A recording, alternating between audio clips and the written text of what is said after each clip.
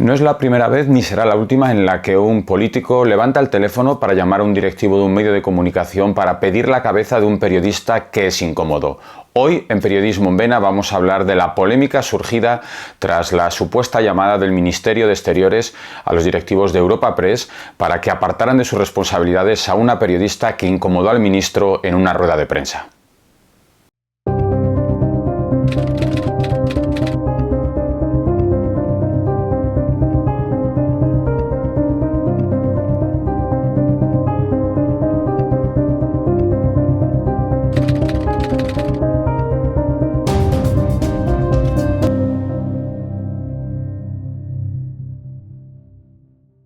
Hace unos días, una periodista de Europa Press que estaba cubriendo una rueda de prensa dada por el ministro de Asuntos Exteriores, José María Álvarez, aprovechó ese turno de preguntas para decir al ministro que llevaba 8 meses sin dar una rueda de prensa. Es más, en ese turno hizo y recopiló las preguntas que querían hacer todos los compañeros, porque solo les permitían un turno de preguntas a los medios españoles. Por lo tanto, la periodista hizo 3 preguntas después de reunirse con los compañeros y compañeras corresponsales diplomáticos y aprovechó esa situación para pedir al gobierno mayor relación con los medios. Eso se hizo viral, pero sobre todo saltó a los medios de comunicación porque algunos medios dicen que tras esa situación y tras esa crítica a la falta de transparencia del ministerio y del propio ministro, responsables del ministerio llamaron a Europa Press y pidieron la cabeza de esa periodista. Es más, algunos medios también dicen que los responsables en un primer momento sí apartaron a la periodista de su responsabilidad de seguir la trayectoria y de seguir los periplos del ministro y que luego, debido a la presión de los propios compañeros de redacción, esa decisión se quitó y volvió a su lugar original y no se la apartó a otros asuntos, a otras áreas dentro de la agencia. Una vez que esto se hizo público, desde el propio ministerio, como siempre se suele hacer, aprovechó el comodín del público de que todo es un bulo. Publicó un tuit en su perfil en redes sociales diciendo que todo lo publicado era un bulo y que el ministerio sí que apostaba por la transparencia porque había tenido en el año 2025 más de 80 atenciones a medios, casi 140 entrevistas a 45 medios y que había publicado muchos comunicados a través de las redes sociales. Pero fijaros lo que es cómo ellos mismos intentan manipular e intentan forzar las palabras. En esa justificación de su gran transparencia durante 2025 hablan de atenciones a medios. Parece de parvulitos, parece de GB, pero es que una atención a medios, a un medio, a un periodista que hace una pregunta, eso no es una rueda de prensa.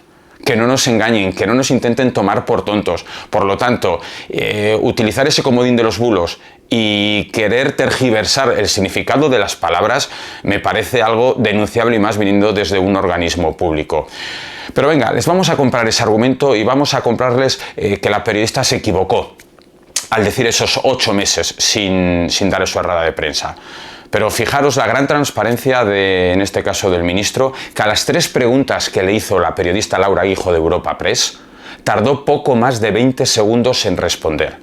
Si eso no es una falta de respeto, si eso no es un ataque a la libertad de prensa, si eso no es un ataque, pero flagrante, al derecho a la información de la ciudadanía, que venga Dios y lo vea. ¿Cómo puede ser que ante 3 preguntas que han pactado los corresponsales que están siguiendo al ministro responda en poco más de 20 segundos? Si eso es lo que ellos entienden por transparencia, pues aquí creo que estamos hablando de temas muy diferentes.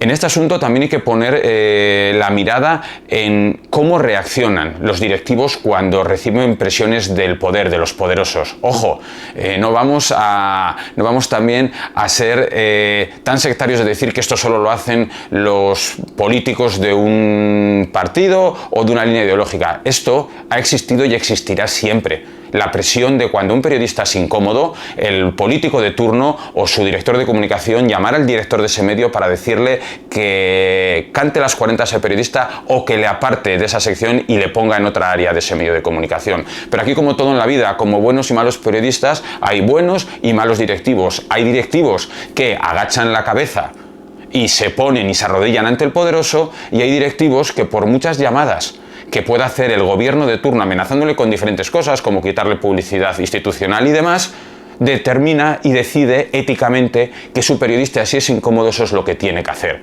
Y otro punto en el que también quiero hoy en Periodismo en Vena fijarme es en la reacción, en este caso, la Asociación de la Prensa de Madrid y la Federación de Asociaciones de Periodistas de España sí que ha apoyado y ha denunciado esta falta de transparencia, estas actitudes mafiosas pidiendo la cabeza de un periodista, pero ojo, es que esto que está ocurriendo ahora no es algo nuevo, no es algo específico de esa rueda de prensa.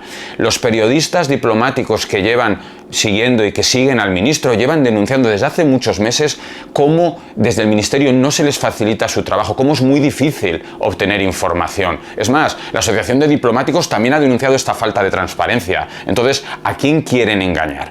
Pero decía, aparte de, en este caso, la Asociación de la Prensa de Madrid y la FAPE, que ha apoyado a esta periodista, pero cuando se apoya a esta periodista, se la apoya con nombre y apellidos, pero se apoya a todo el sector, se apoya a toda la profesión. Y esto es lo que a mí me duele, porque es curioso cómo hay medios de comunicación que sí consideran noticia, como desde el ministerio se ha intentado tapar la boca de una periodista supuestamente incómoda, simplemente por preguntar, y como hay otros medios que parece que eso no les interesa, parece que no es noticia. ¿Cómo podemos ser tan sectarios? ¿Cómo podemos ser tan ignorantes de solo si atacan a un periodista o a un compañero de un medio de comunicación que es de mi línea editorial, eso sí es un ataque a la libertad de prensa y me pongo como loco en redes sociales, publico noticias al respecto? Pero cuando el ataque es a otro periodista que no trabaja en un medio con una línea editorial similar a la tuya o con tus ideas, entonces lo dejas pasar y miras para otro lado. Por lo tanto, en esta historia hay tres personas o tres culpables a los que mirar. En un primer momento, el ministro de Asuntos Exteriores y la gente que no facilita el trabajo a los periodistas. Luego esos directivos que en vez de anteponer la búsqueda de la verdad, el derecho a la información y la libertad de prensa, prefieren arrodillarse ante los poderosos. Y luego esos compañeros, me da lo mismo en este caso, pero si nos vamos a otro caso en el que el periodista, me da lo mismo que un compañero trabaje en El País, en El Mundo, en la COPE, en Onda Cero, en El Diario.es, en Público, en The Objective, me da lo mismo. Es un compañero, es un periodista. Si entre nosotros mismos no somos capaces de denunciarlo y solo hacerlo dependiendo de si nos interesa o no, flaco favor estamos haciendo a la libertad de prensa y desde luego no estamos a la altura de lo que se merece nuestra profesión.